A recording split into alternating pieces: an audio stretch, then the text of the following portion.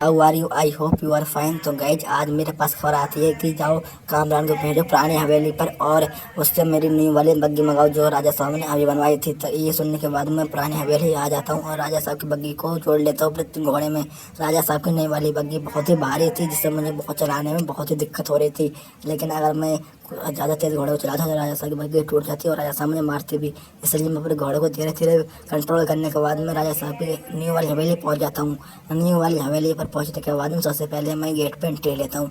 Gate पे entry लेने के बाद में मैं अपने घोड़े को सबसे पहले साइड में खड़ा करता हूँ। घोड़े को साइड में खड़ा करने के बाद में अपने बहादुर घोड़े के पास आता हूँ और देखता हूँ कि मेरा घोड़ा थका तो नहीं है। मैं वो उससे कहता है मैं नहीं थका हूँ। तो मैं राजा साहब के पास आता हूँ और कहता हूँ कि राजा साहब माफ़ करना, मैं आने में बहुत देर हुई। राजा साहब बहुत अच्छे हैं और मुझे कहते हैं कोई बात नहीं, आप जाओ ट्रेटर को लेकर जाओ, स्वराज ट्रेटर को, और मेरा बेटा जो जंगल में जिसकी डिफेंडर कार खराब हो गई उसको लेकर आओ अपने ट्रेटर से बांध कर। बस यही सुनना होता है और मैं अपने ट्रेक्टर को लेकर चल जाता हूँ राजा साहब के बेटे की डिफेंडर को लेने। अब आपको पता ही है कि अभी मैं घोड़े को लेकर आया हूँ। घोड़े को लेने के बाद अब मैं जा रहा हूँ डिफेंडर को लेने।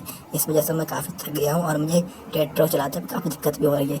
लेकिन मैं फिर भी राजा साहब से मना नहीं कर पाया क्योंकि राजा साहब की मैं बहुत इज्जत करता हूँ और मैं ट्रेक्टर को लेकर चल जाता हूँ राजा साहब के बेटे की डिफेंडर लेने।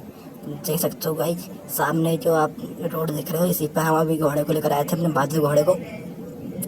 मेरी जो डेटा है उसकी स्पीड है इस समय 65 किलोमीटर पर आवर। तभी मैं एक कार के पास आता हूँ और देखता हूँ कि ये तो राजा साहब के बेटे की कार है। तभी मैं ट्रेक्टर को सेट आगे पीछे करके सेट करने लगता हूँ क्योंकि राजा साहब के बेटे की कार खराब हो गई है। जैसे ही मैं ट्रेक्टर को सेट करता हूँ पीछे मैंने बहुत बड़ा वाला डीजे लगा रखा है जिस वजह से मुझे पीछे ट्रैक्टर को करने में बहुत दिक्कत होती है। तभी मैं ट्रैक्टर को बांध देता हूँ कार से और मैं जैसे ये ट्रैक्टर स्टार्ट करता हूँ तो ट्रैक्टर हमारी कार को नहीं खींच पाता। तभी मैं ट्रैक्टर में गियर डालता हूँ, तभी जो ट्रैक्टर होता है वो डिफेंडर कार को खींच लेता है क्योंकि ये तो स्वराज है दिलों की धड़कन है।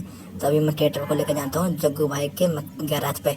जैसे ही मैं जग्गू भाई के गैराज पे पहुँचता हूँ तो जग्गू भाई मुझसे कहते हैं कि अपने ट्रैक्टर की स्पीड कम कर लो वरना जब तुम इमरजेंसी ब्रेक मारोगे तो तुम्हारी कार पलट जाएगी।